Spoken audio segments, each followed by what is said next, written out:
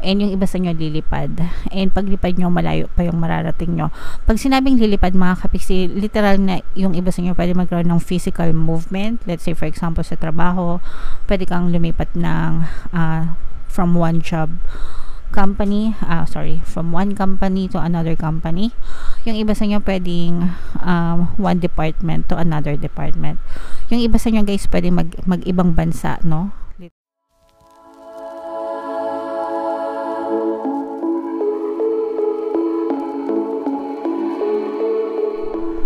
Hello guys, hello Aquarius, welcome back to Pinay Pixie Tarot. Ang pamagat ng ating episode for tonight is anong ganap sa buhay mo. So ito isang timeless reading mga kapiksi para sa Aquarius, Sun, Moon, Rising Sign, and Venus.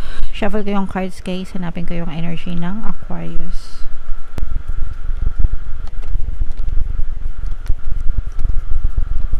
Ito guys, so Aquarius, kayo ay na-represent ng King of Scrolls. Sa ating spread, maaluwan na maaluwan yung inyong energy mga kapiksi. Titingnan natin kung anong ganap sa buhay nyo. So, itong nasa baba guys, ito yung mga recent past nyo, no? Past story mga kapiksi. And then, ito namang sa gitna, yung inyong present. And then, yung itong ating nasa taas guys, is yung inyong possible future nitong story na to. So, comment down below guys if nakaresonate kayo sa story na to. So, inyong recent past mga kapiksi, nakita natin na yung iba sa inyo nagkaroon ng mga financial struggles, financial losses mga kapiksi, and yung iba sa inyo parang nabiktima rin kayo ng pamumulitika guys. So, yung iba sa inyo guys, parang feeling ko pwedeng sa trabaho ganyan o kaya sa negosyo na parang pwedeng may nanloko sa inyo, pwedeng may nanira sa inyo mga kapiksi, pwedeng merong sa inyong sumaksak ng patalikod ganyan, lalo na pag sa negosyo, pwedeng business partner mo mga kapiksi, let's say for example nagkaroon ka ng business partner, tapos nilamangan ka or niloko ka dun sa negosyo nyo, or yung iba naman sa inyo pwedeng let's say for example sa trabaho nyo, katrabaho nyo ganyan, tapos parang nabiktima kayo ng politika, napaikot-ikot kayo mga ganyan, parang pinangakuan ng ganito, ng ganyan, pero hindi naman natupad. Di ba may mga ganon klase ng mga sitwasyon? O kaya naman parang pinagtulong-tulungan kayo, baka pinagtulungan kayo para hindi ikaw yung ma-promote or hindi sa'yo mapunta yung bonus, yung mga ganun, whatever. Basta pag sinabing politika, meron siyang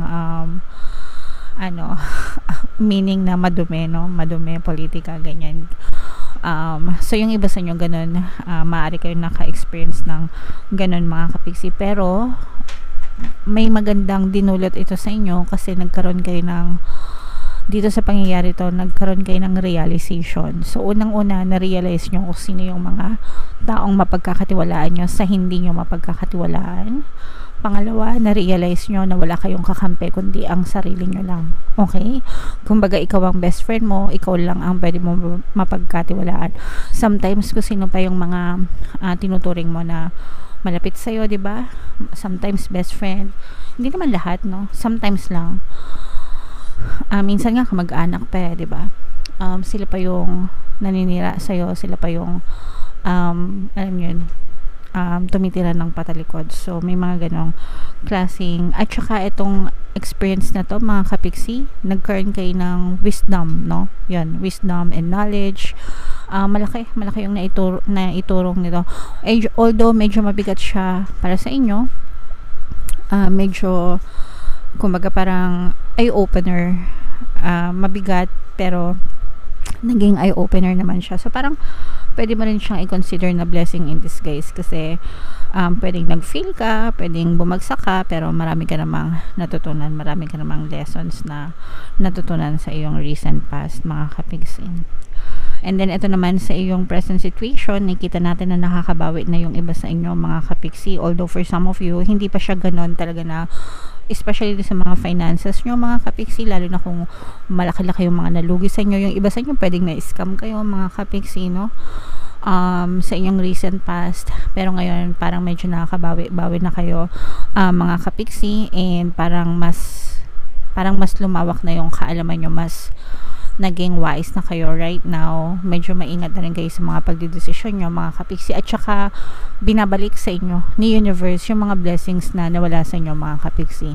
And at the same time, guys, parang right now, nakita nyo na, sabi ko nga sa inyo, diba, sa recent past nyo, parang nakilala nyo na kung sino yung mga tao mapagkakatiwalaan nyo sa hindi mapagkakatiwalaan. And right now, parang alam nyo na kung sino talaga yung mapagkakatiwalaan nyo. And yung iba sa inyo, meron kayong somebody, someone, specific person na talagang nasa tabi mo lang, nasa likod mo lang, through thick and thin, kumbaga sa hirap at ginhawa, hindi ka iiwan itong person na to, and napakalaki ng bahagi niya para sa iyong pag-unlad at pag-asenso. For some of you, maaring sarili nyo rin ito, no? You may also be dealing with yourself na parang hindi mo na i-take for granted yung sarili mo. Hindi ka na basta-basta maniniwala sa iba, and you will just trust yourself, your intuition, mga kapiksi, kasi hindi naman kayo pinababayaan ng inyong intuition. Yung ating intuition, guys, ay ginagabayan niya ng ating mga gabay. Yan ang pamamaraan nila para magabayan tayo sa tamang landas, mga kapiksi. Okay? And in the possible future, guys, malayo pa yung mararating nyo, at saka yung iba sa inyo parang lilipad.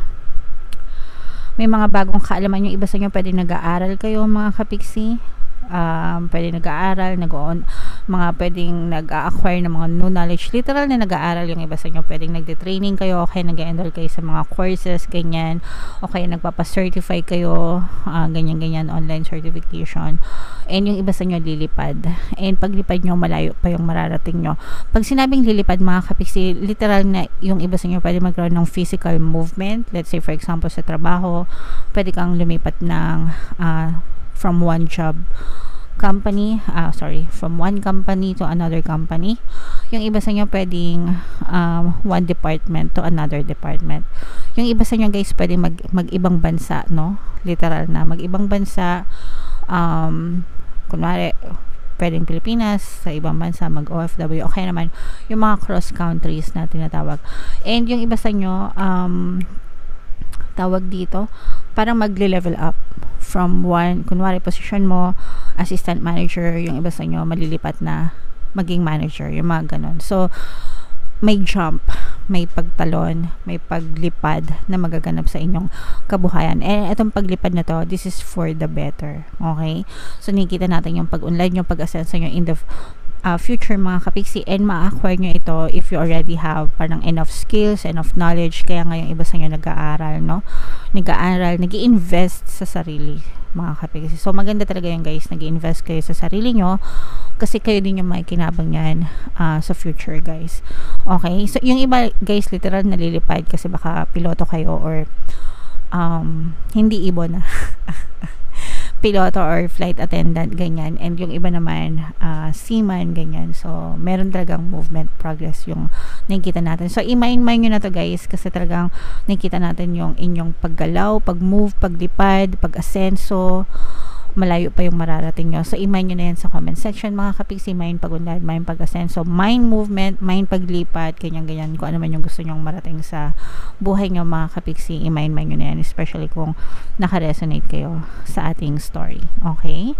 Alright. So, comment down below, guys, if feeling nyo naka-resonate kayo dyan. Tingnan natin yung additional na mensahe sa inyo ng inyong mga gabay gamit itong deck na to. Habang sinashuffle ko to, guys, panoorin nyo muna itong video natin regarding sa ating paano mag-manifest ng abundance video course. Kapiksi, sawa ka na ba sa mga struggles at hirap sa buhay mo? Masipag ka ba at masikap sa buhay ngunit hindi ka pa rin umaasenso? Ilang beses ka na bang nag-attempt magnegosyo at mag-invest pero palagi ka pa rin nalulugi? Sa pagkakataon na ito ay maaaring may subconscious beliefs ka na nagiging balakid sa iyong pag-unlad at pagyaman. Introducing, paano mag-manifest ng abundance video course. Dito ay matututunan mong ma-overcome ang mga balakid mo para tuluyan ka ng umunlad, umasenso, sumagana, maging matagumpay, successful at maswerte sa iyong kabuhayan, pera, trabaho, negosyo, salapi at kaperahan ng bonggang-bongga. Dali, mag-send na ng email sa pinoypixitaro@gmail.com at simulan na ang iyong pagyaman ngayon. Alright, so gusto mo bang yumaman, kapiksi? Kung gusto mong yumaman, umunlad at umasenso ng bonggang-bongga, mag-avail ka na ng course guys kasi sobrang ganda talaga niyan. And may Christmas sale tayo, no? Magbibigay ako ng 10% discount plus 1 free pampaswerte subliminal. Guys, hanggang December 31 na lang yung sale, so mag-avail na kayo habang may sale tayo. Meron din tayong email coaching, manifest your desires using the law of attraction. If meron kayo mga specific na gusto nyong i-manifest, pwedeng love and relationship, pwedeng money or career, pwede kayo magpabook ng email coaching session with me. Mag-send lang kayo guys ng email sa pinoypixie@gmail.com. So, ito yung mga additional na mensahe sa inyo. Guys, time for a nap. Magpahinga din kayo, no? Kasi yung iba sa inyo, nakikita talaga natin na talagang sobrang sipag kayo. Kasi yung, meron talagang kayong goal, yung aim nyo sa buhay na talagang umunlad at umasenso and dahil sa, at saka makarecover, no? Kasi nga yung iba sa inyo, nagkaroon kayo ng mga financial losses sa inyong recent past. Kaya sobrang sipag nyo kasi kilos talaga kayo ng kilos para umunlad at umasenso kayo. And saludo kami sa inyo mga kapiksi dahil ako talaga avid fan ako ng mga taong masisipag sa mundo. Pero you also need to understand na kailangan mo ring magpahinga. Okay? Kailangan mo magpahinga, kailangan mo mag-recharge guys. If you feel very exhausted and tired, magpahinga guys, no? Importante na wag nating tinitake for granted yung ating pagpapahinga. Equally important yan. Equally important yung magpahinga at mag-recharge mga kapiksi. Okay? And patuloy na magpakumbaba mga kapiksi regardless kahit ano pang state or status yung inyong ma-achieve sa buhay, mga pag-unlad, mga pag-asenso nyo sa buhay guys. Syempre masaya tayo na na-achieve natin yan, pero kailangan yung mga paa natin ay nakatuntong pa rin sa lupa mga kapiksi. At saka mag-cleanse din kayo, no, kasama ng inyong pagpapahinga mga kapiksi, kasi baka yung iba sa inyo medyo naninega na dahil sa sobrang pagod, baka may mga stress, may mga worries kayo guys. So importante na maglinis din kayo, mag-cleanse din kayo guys. So maraming pamamaraan ng pag-cleanse mga kapiksi, no? Yung pinaka the best dyan is kung malapit kayo sa mga tubig dagat, yan may natural cleansing properties yung dagat mga kapiksi, kaya yung mga malapit sa tubig dagat, anyong dagat yan very blessed kayo. So samantalahin nyo guys, napapansin nyo ba kung meron kayong, let's say for example, mga katrabaho, nag-travel, nag-beach, no? Pagbalik nila sa office, di ba, parang nag-glow sila, aurang-aura, magaan na magaan. That's because nakapag-cleanse sila. So kayo din guys kung may time kayo. Pero kung wala namang tubig dagat ganyan, pwede naman kayo maligo ng tubig na may asin or kung ano-ano. Mag-search na lang kayo guys, maraming pamamaraan ng cleansing. Okay? Alright. So yeah.